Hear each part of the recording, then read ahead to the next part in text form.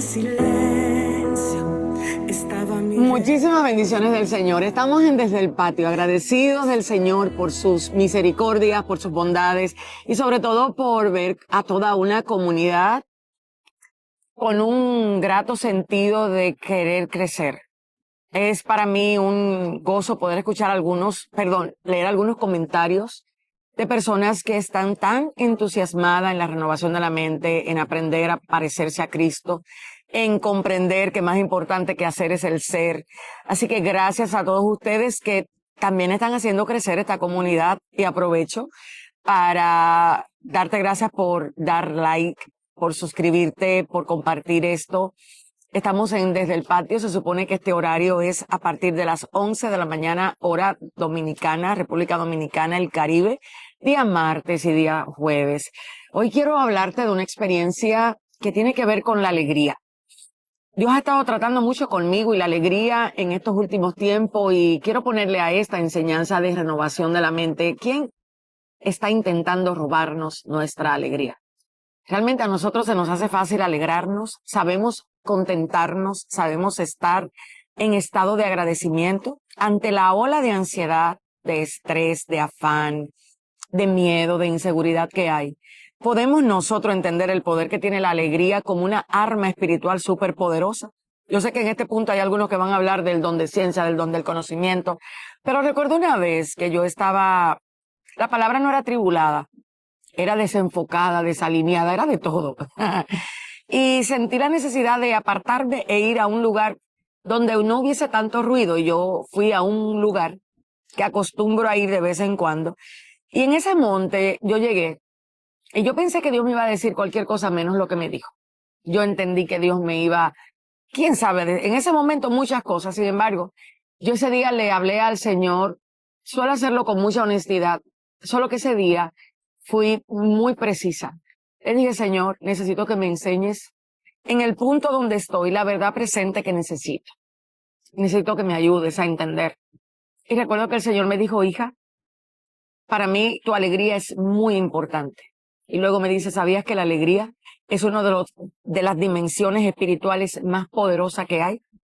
Y yo me quedé fría, porque en un ambiente donde muchos de nosotros creemos que la verdadera dimensión espiritual es pelear con demonios, sacar serpientes y quitarla, pelear en contra de los escorpiones, que Dios Padre me salga a mí con que la alegría es una de las armas espirituales más poderosas.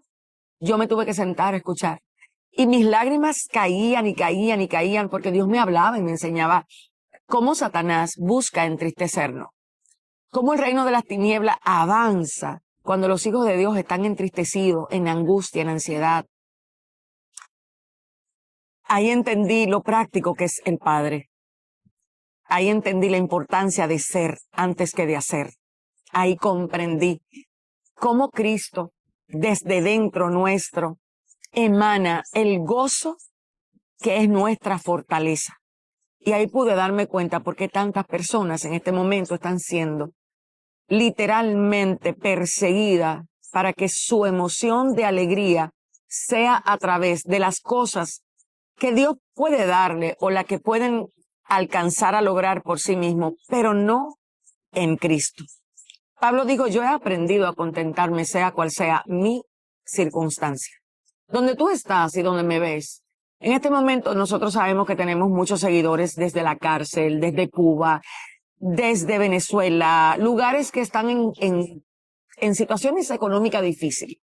Pero me llama mucho la atención cómo transmiten a través de sus palabras el gozo, la alegría, el bienestar que proviene de Cristo en ellos y no de las circunstancias. Algo tiene la persecución, y no es que estoy queriendo que usted esté en persecución, y yo tampoco, pero hay algo que encontrar en aquellas situaciones difíciles que el Espíritu de Dios hoy quiere darnos para que nuestra mente sea renovada y aprendamos a contentarnos y a caminar en alegría, en gratitud, en agradecimiento, porque al final esas son las cosas que hacen que nuestro ser interior camine en el poder del Espíritu. Imagínese usted afligido de manera constante, sobrepreocupado por lo que va a pasar, inquieto ante las noticias diarias que escuchamos. ¿Qué tipo de cristianos somos? cuando el mundo logra a nosotros movernos las simientes de la paz, donde nosotros no podemos aprender en la circunstancia lo que Dios quiere, porque es tal ofuscación la que tenemos, que estamos en angustia. ¿Ha reflexionado usted acerca de la importancia que es para Cristo la alegría suya? ¿Ha construido usted la alegría en base a cosas y no en base a Cristo mismo? ¿La iglesia está siendo llamada a alegrarse en Cristo o está siendo llamada a experimentar esa emoción y ese sentimiento de alegría a través de las cosas que Cristo da? Todas esas preguntas son muy importantes a la hora de nosotros empezar a lidiar con la realidad del ser con el que no queremos tratar.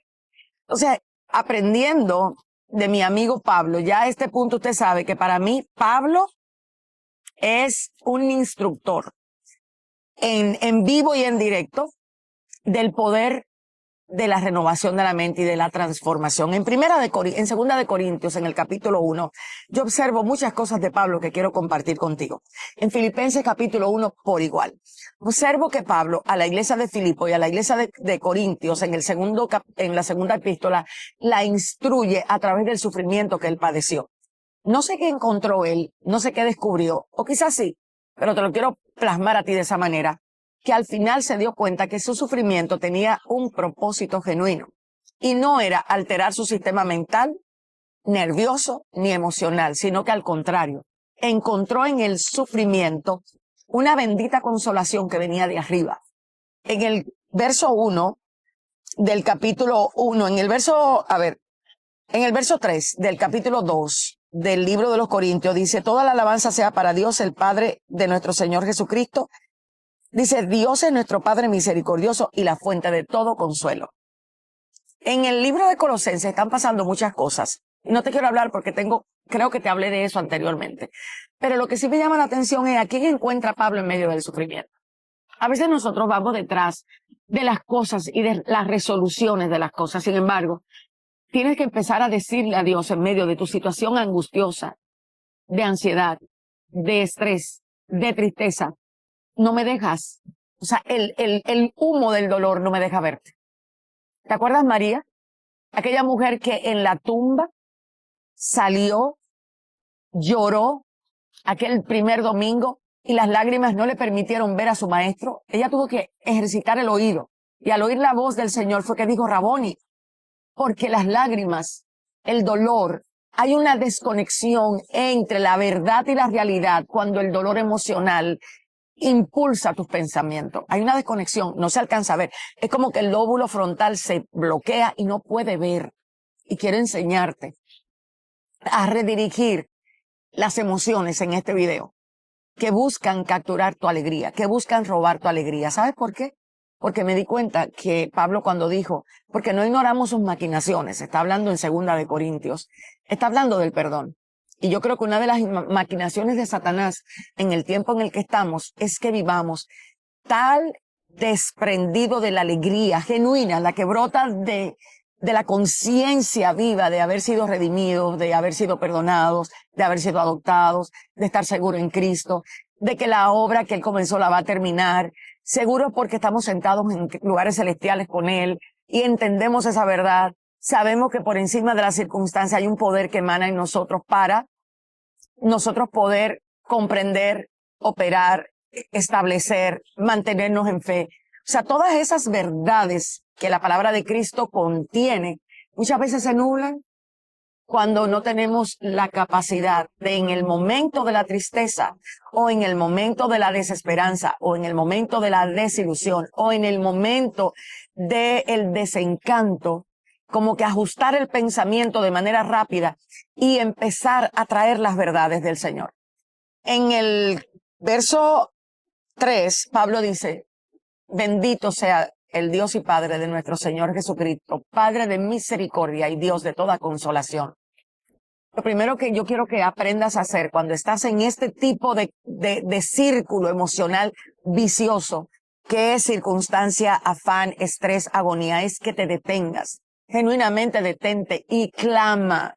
Clama que el Espíritu te guíe a la verdad de la consolación dada por el Padre.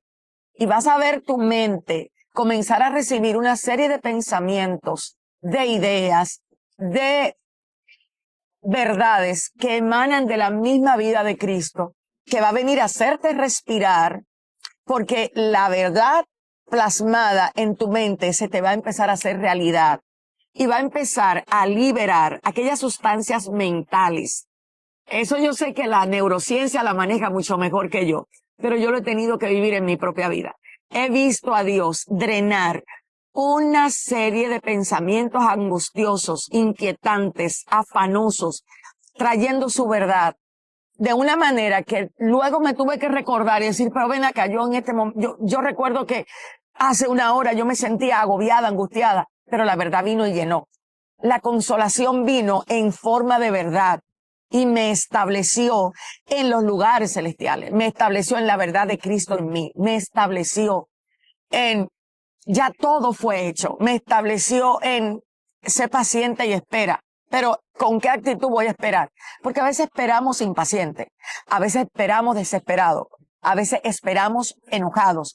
Pero cuando la vida en el espíritu y la vida Zoe se te ha manifestado, no espera en esos estados, sino esperas en un genuino estado de certidumbre de fe. Y las emociones luego cambian. Y empiezas a darle alabanza al Señor sin ni siquiera haberlo planificado. Porque es una obra que ocurre desde el poder del Espíritu. Y el poder del Espíritu emana dentro de ti porque Cristo está en ti. Recuerda, el misterio es este, Cristo está en ti, no es fuera. No estamos apelando a lo de afuera, estamos apelando al poder que emana desde adentro. Entonces, una verdad impactante que me hace a mí el dolor cuando me toca experimentar situaciones, cuando me toca escuchar cosas y sé que el dolor emocional viene a desatarse es que Él nos consuela en todas nuestras tribulaciones para nosotros luego poder consolar a otros. Préstale atención a esto. Porque si hay algo que tenemos que erradicar de nuestra vida es el egoísmo. Y muchas veces la situación de dolor nos lleva a egoísmo porque queremos salir de ahí rápido. Y empezamos a pensar en base a, Señor, resuélveme esto. Pero Pablo no lo manejó de esa manera. Pablo lo manejó. Parece ser que en su oración él le decía, Señor, enséñame a lidiar con el sufrimiento, pero para yo poder consolar a otros. Y era desde ahí que venían verdades poderosísimas que a Pablo le llevaron a entender que su tribulación iba a ser para que otros, a través de sus palabras, a través de su experiencia adquirida, a través de la verdad vivida, pudieran ser liberados. ¿Qué te quiero decir con esta parte? Que cuando el sufrimiento a ti se te revela con la idea de, Señor, ¿quién en lo adelante va a necesitar lo que yo estoy viviendo? Viene una fuerza sobrenatural para ti. Viene un poder sobrenatural en ti que no solamente te hace esperar pacientemente, sino que desarma la bomba del dolor y al sufrimiento entonces le da sentido. El sufrimiento emocional empieza a tomar sentido eterno. No claudicas, no te ves desde el rechazo, desde la traición, desde el abandono, desde el luto. No, empiezas a verte desde la realidad de Cristo en ti. Ese poder que es real, que no es un cuento, que no es una novela, que no es una serie, sino que es la vida de Cristo en ti, emanando desde el Zoé, desde esa vida en el Espíritu, entonces le da sentido. Y ya la tribulación no es para ti, es para que tú seas un canal de libertad a otro. Y muchas veces Satanás ha logrado que muchos de los hijos de Dios se encarcelen en el dolor. Y no solo se encarcelen, sino que pierdan la fe hacia el prójimo, la fe hacia el proceso, la fe hacia la verdad que Cristo les está revelando en el momento, porque se enfocan tanto en el dolor que dejan de producir la verdad de Cristo en él. Entonces, necesitas ser diestro en cómo manejar los pensamientos para que tu vida emocional no te haga colapsar. Porque a muchas personas el colapso emocional, la ansiedad, el estrés, la desesperación es a tristeza profunda que les llevan y los anclan en una desesperación terrible. Pero es porque no tienes estos principios claros. No sabes cómo dirigirte al Dios de la consolación. A veces estás en un dolor emocional. ¿A quién vas a clamar? A Rafá, a Nisí, a Jiré. ¿Para qué? Si tienes a un Padre de consolación, y no es que estos nombres no son importantes, es que tienes que saber qué nombre accesar y en qué momento. ¿Sabes por qué Cristo dijo, yo soy el camino? Porque hasta la venida de Cristo, el camino al Padre no había sido revelado. no había sido manifestado, no había sido impartido. Y Cristo es la única manera de tú llegar al conocimiento genuino del Padre. Por eso te das cuenta que Pablo no se dirige al rey en muchas ocasiones. Pablo no usa esos nombres, Rafa, Yahvé, Jireh, Adonai, Elohim. Pablo no usa eso, Pablo usa Abba. Porque desde la realidad de Cristo en él entendió que ya tenía acceso ilimitado a ser hijo de Dios. Y esa verdad era más potente y más poderosa que ser usado por Dios. Hay muchas personas que en este momento están entristecidos porque ellos quieren ejercer el ministerio profético, pero todavía no saben ejercer el ministerio de ser hijos de Dios. Y están muy preocupados porque no los llaman para ministrar en lo profético, pero no operan desde la realidad de ser hijos de Dios. Y estamos en la era donde hay que restaurar la identidad y el entendimiento de dónde está el poder de que se te llame hijo de Dios. Si para Cristo hubiese sido tan importante que te llamaran profeta, apóstol, evangelista, querubín, serafín y quién sabe qué, Él lo hubiese dejado ahí. Sin embargo, Él dijo, yo vine a revelarles el nombre del que es verdadero. Yo vine a enseñarles a ustedes y es el nombre de Abba Padre. Entonces, cuando empiezas en el sufrimiento a accesar el nombre de Abba, viene del cielo la consolación. No es de la tierra que viene, es de la misma esencia divina y es desde ahí donde empiezas a impartir palabra de ciencia, palabra de conocimiento, palabra de fe y no te das cuenta, no sabes cómo. Ahí es donde se da el yo no sé. ¿Cómo es que viviendo lo que estoy viviendo puedo consolar a otro? Puedo hablarle a otro, puedo restaurar a otro, puedo levantar a otro. Es que le estás dando el correcto significado al sufrimiento. No le estás dando solamente el significado psicológico. No estás entretenido en el hombre natural, en el yo. El hombre que está viciado. O sea, todos nosotros tenemos una naturaleza viciada. Y cuando sufrimos, cuando nos traicionan, cuando experimentamos el luto, cuando experimentamos el abandono, cuando experimentamos la calumnia, cuando experimentamos la ofensa, todo eso se experimenta en el hombre natural, en el viejo hombre. Ese yo no necesitamos restaurarlo. Lo que se necesita restaurar es el entendimiento, es la renovación de la mente, la percepción de Dios en este sufrimiento que me quieres enseñar. Entonces Pablo en 2 de Corintios te dice, mi tribulación es para yo consolarlos a ustedes, porque a mí me consoló Dios y ahora yo voy a poder enseñarles a ustedes el poder que emana desde la verdad de la consolación. Otra de las cosas que yo vi que Pablo aprendió en el capítulo 1 del libro de Corintios es que la fidelidad de Dios era su descanso, no la circunstancia. Él no dependía de su fuerza. Él sintió, en un momento determinado, Dios le permitió experimentar la muerte, casi la muerte. Dios le permitió pasar por ahí. Y mira cómo dice, él se vio sentenciado a muerte. Y dice que el propósito de eso era que no aprendiera a confiar en su fuerza, sino en Dios, que resucita a los muertos. ¿Qué dimensión de fe tuvo que experimentar a través de experimentar ese padecimiento? Y yo quiero leerlo en el verso 9, mira cómo dice, de hecho, esperábamos morir. O sea, él perdió la esperanza. Él dijo, es que de esta no salgo, estoy a punto de fallecer, de morir. Y mira cómo dice, pero como resultado dejamos de confiar en nosotros mismos. Qué bendito misterio hay en esas simples palabras. ¿Cuántas veces el dolor que tenemos, el miedo que experimentamos, la falta de fe que vivimos es producto de tu confianza? ¿Cuántas veces Dios te dijo, empieza este proyecto, pero tenías seguridad en tus finanzas? Y Dios diciéndote, tírate, cree, hazlo. Pero tú sabes que la seguridad no la tienes. Tú sabes que no, y Dios tiene que empujarte un poquito. Y te puedo hablar de eso porque cuando Dios empezó a transicionarme para yo caminar hacia una vida empresarial, ya no solamente ministrando la palabra, sino gestionando desde el negocio que Dios ha puesto en mis manos, fue retante para mí. Fue retante porque en momentos yo decía, ¿de dónde compro las piezas? ¿De dónde compro los productos? ¿De dónde compro las maquinarias? ¿De dónde? Y el Señor me tuvo que llevar en mi vida, yo tuve que aprender a darme cuenta cómo confiar prácticamente en el Señor. A veces queremos confiar para grandes cosas, pero el que no puede ser fiel en lo poco, no puede ser fiel en lo mucho. Entonces piensa en este momento, ¿qué circunstancias te están haciendo depender de ti? en qué situación estás y estás en verdad dependiendo de ti. Pablo aquí dice, fuimos oprimidos y agobiados más allá de nuestra capacidad de aguantar y hasta pensamos que no saldríamos con vida. Oiga lo que está diciendo. Te lo voy a volver a leer. Amados hermanos, pensamos, analizamos, dijo Pablo. ¿Qué es el pensamiento? Es la forma en que la mente produce idea, produce argumento, produce. Y él dice, pensamos que tienen que estar al tanto de las dificultades que hemos atravesado en la provincia de Asia.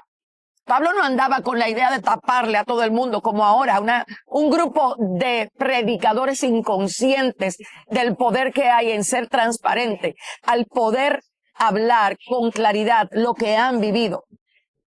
¿Cuántas veces han tenido el terror de que se sepan sus luchas? Porque para ellos es más importante ser juzgado por el hombre que realmente ser conocido por Dios. No entienden el poder. Pablo lo experimentó. Pablo dijo, para mí es necesario, no importa que yo sea apóstol, no importa que haya hecho milagros, pero para mí es necesario que ustedes sepan el sufrimiento en el que yo he estado. Me es necesario. Y voy a decirte, es necesario que alguien escuche lo que tú has vivido. No te lleves del tema ese de que no le digas a nadie tu lucha, no le cuentes a nadie lo que tú has pasado, que la gente va a venir a destruirte. ¿Acaso tú dependes de la gente? Si tú dependieras de la gente, por demás entonces murió Cristo. Y es lo que Pablo está diciendo. Me era importante hacerles saber a ustedes que yo estuve creyendo que en esta situación en Asia yo estuve a punto de morir. Y el bendito Pablo dice, fuimos oprimidos y agobiados más allá de nuestra capacidad de aguantar y hasta pensamos que no saldríamos con vida. De hecho, esperábamos morir. Pero como resultado, dejamos de confiar en nosotros mismos y aprendimos a confiar solo en Dios que resucitan los muertos.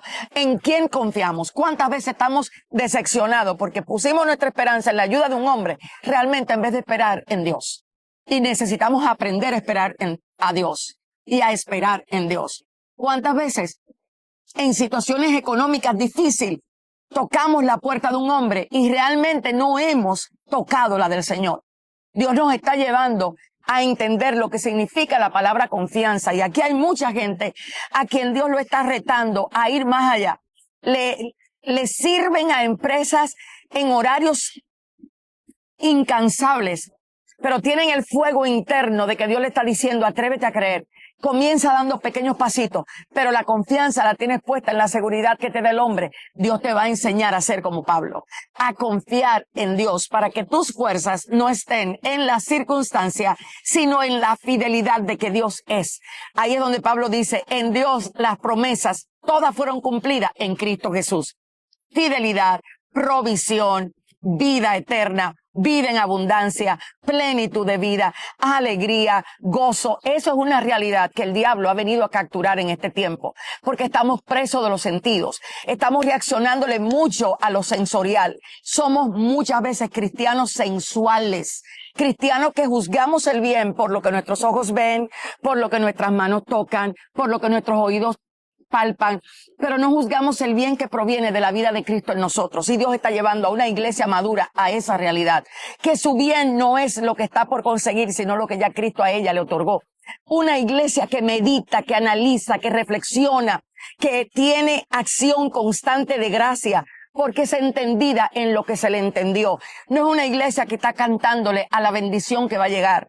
Es una iglesia que se sabe bendecida. Es una iglesia que tiene la realidad de la bendición porque se encuentra escondida en Cristo. Es una iglesia desconectada del mundo, aunque camina en el mundo. Esa iglesia que Pablo le habla y le revela la importancia de enfrentarse hasta la muerte para que aprendieran a depender de Dios. A ti que estás en procesos médicos peligrosos. Esta semana yo hablaba con alguien que Dios le permitió experimentar una operación de cuando le quitan el útero.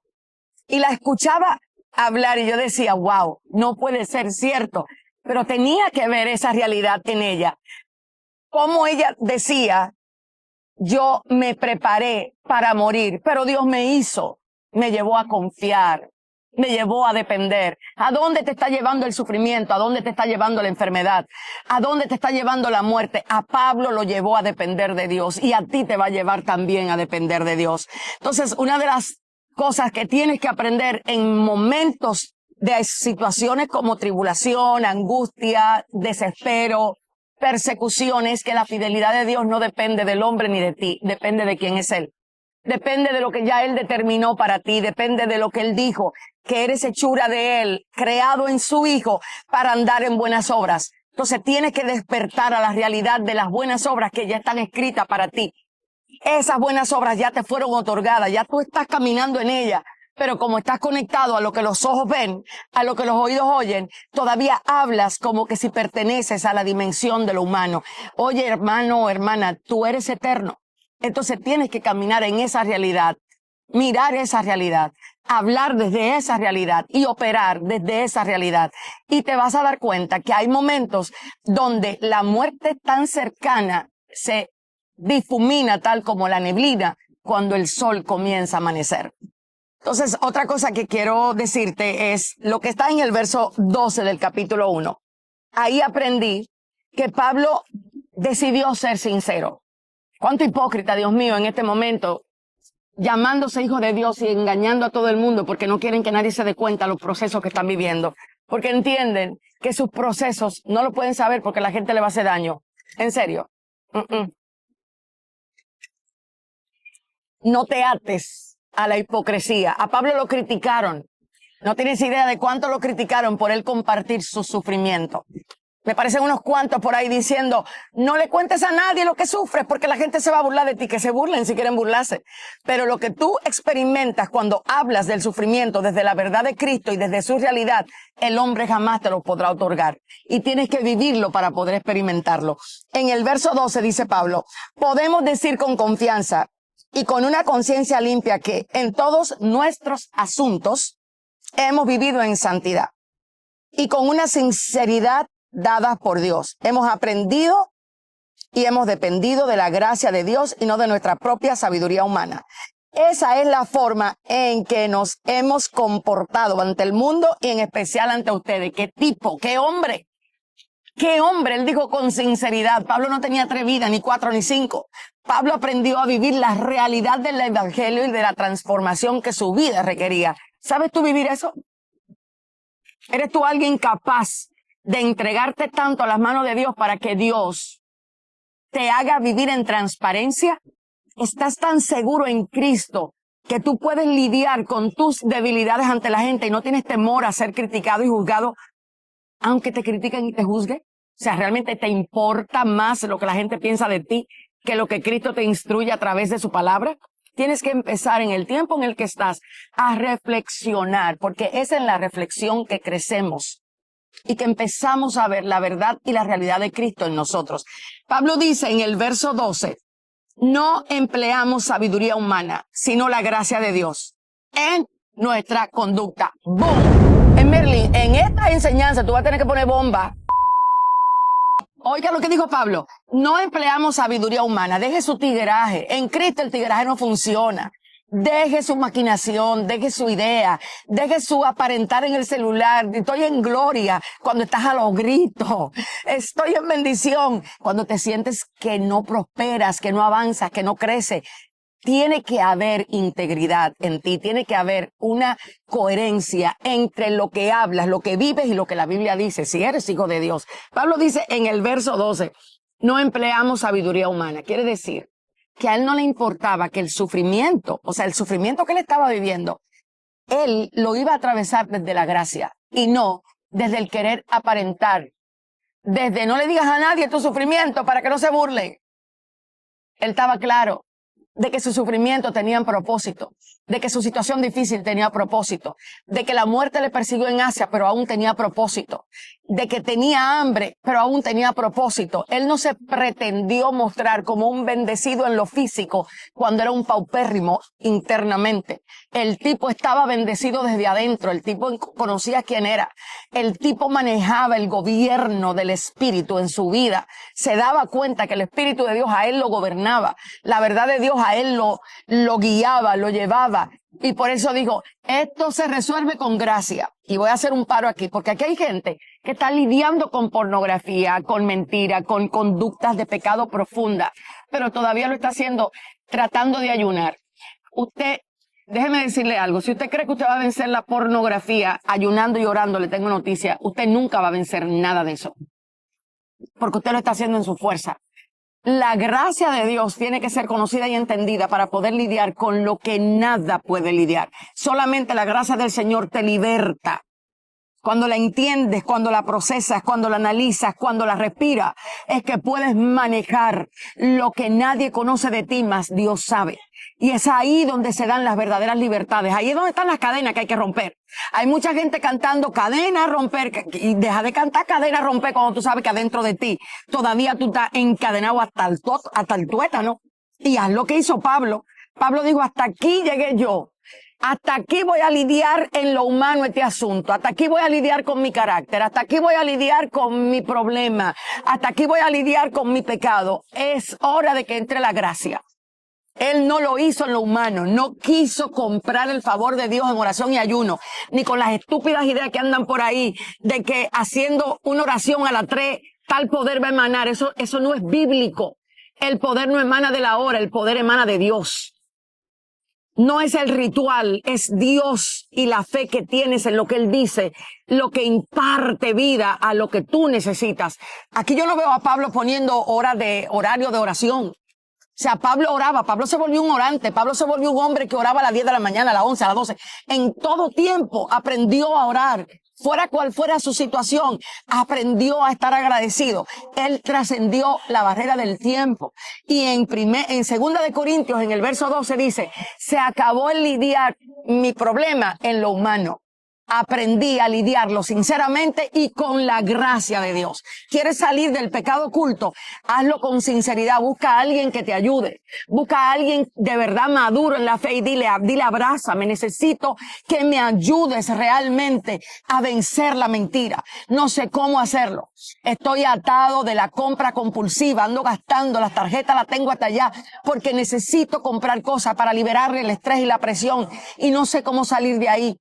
Es hora de sinceridad.